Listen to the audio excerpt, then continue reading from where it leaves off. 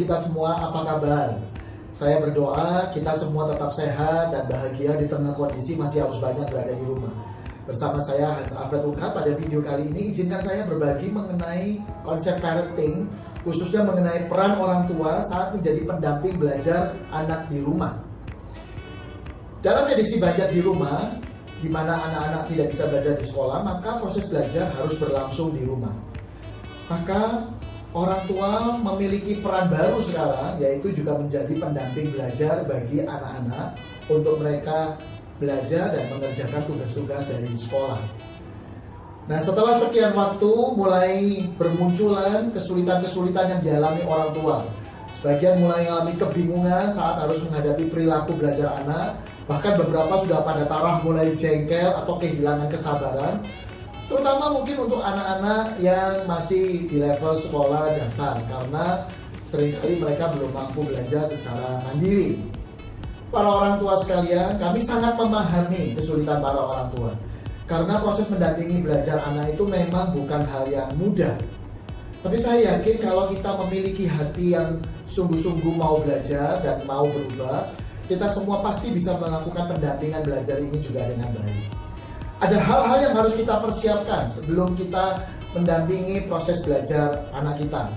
Yang pertama adalah membangun suasana positif untuk belajar. Motivasi anak-anak kita, dan ingatkan selalu waktu-waktu mereka di rumah ini bukan liburan, tetapi adalah untuk belajar.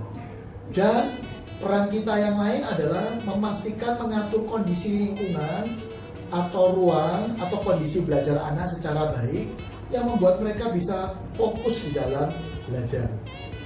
Dalam konsep belajar inilah yang disebut dengan mengorkestrasi lingkungan belajar. Hal yang kedua yang perlu diperhatikan orang tua sebelum mendampingi anak kita adalah kenali lebih dahulu gaya belajar anak kita.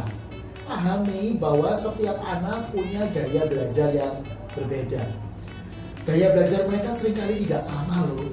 Bahkan juga dengan gaya belajar kita sebagai orang tua saat kita masih di sekolah. Dalam hal ini, seringkali orang tua melakukan beberapa hal yang kurang produktif dalam kaitan dengan gaya belajar anak. Yang pertama adalah membandingkan cara belajar anak dengan gaya belajar orang tua pada saat kita dulu masih sekolah mungkin. Yang kedua adalah menyamakan semua cara belajar anak atau cara belajar saudara-saudara dalam satu rumah.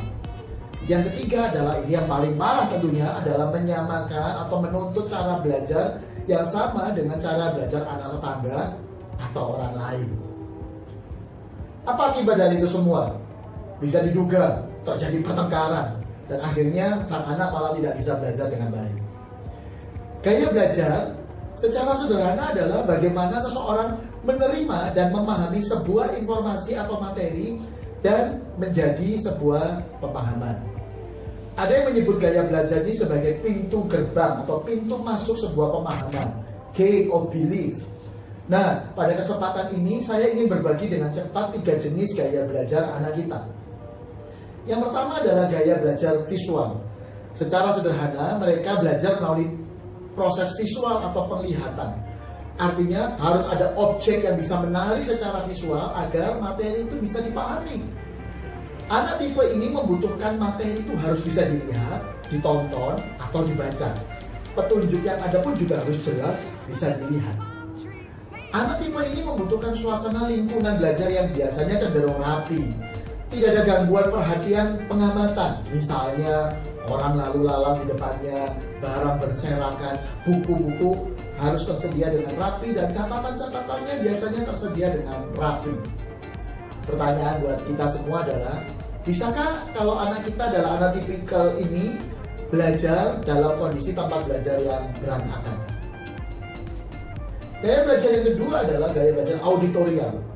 Tipe ini akan efektif belajar melalui proses pendengaran atau audio. Jadi anak ini harus dapat mendengarkan sebuah informasi atau materi yang dijelaskan. Ciri yang paling kelihatan dari anak ini adalah suka sekali belajar dengan mendengarkan suara atau musik. Dan jika ia mencoba menghafal, biasanya dia perlu menghafalkannya dengan bersuara. Ia sulit belajar jika hanya diminta membaca buku tanpa suara. Peran orang tua yang bisa dilakukan adalah melakukan pendampingan dengan mungkin membacakan atau menerangkan ulang petunjuk-petunjuk yang berasal dari sekolah, atau melakukan proses-proses tanya jawab dalam materi-materi yang dipelajari. Kondisi yang unik dari tipe belajar auditorial ini adalah meskipun dia suka belajar dengan suara atau mungkin mendengarkan musik, tetapi anak tipe ini akan sangat terganggu jika ada suara-suara yang tidak dikehendaki, yaitu gaduh misalnya, atau apalagi teriakan-teriakan orang di sekitarnya. Jadi bagaimana kondisi rumah kita?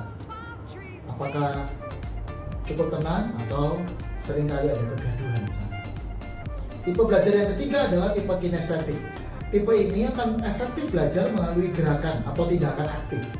Nah, tipe inilah yang jika tidak dipahami seringkali dianggap orang tua sebagai tipe anak yang tidak fokus atau tidak konsentrasi.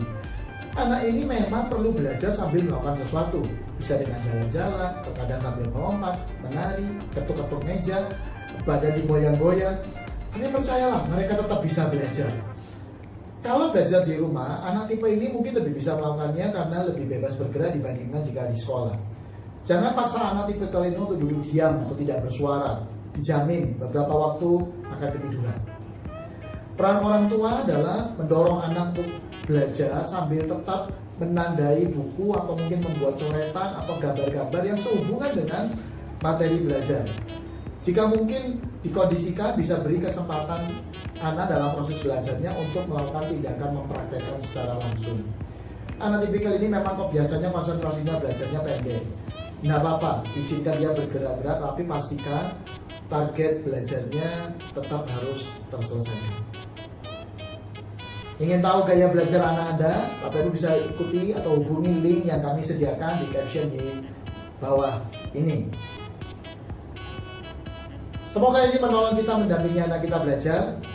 Mendidik itu artinya bukan menolong anak-anak kita menjadi diri kita, tetapi membuat mereka menjadi diri mereka yang sejati. Selamat mendampingi anak-anak kita belajar.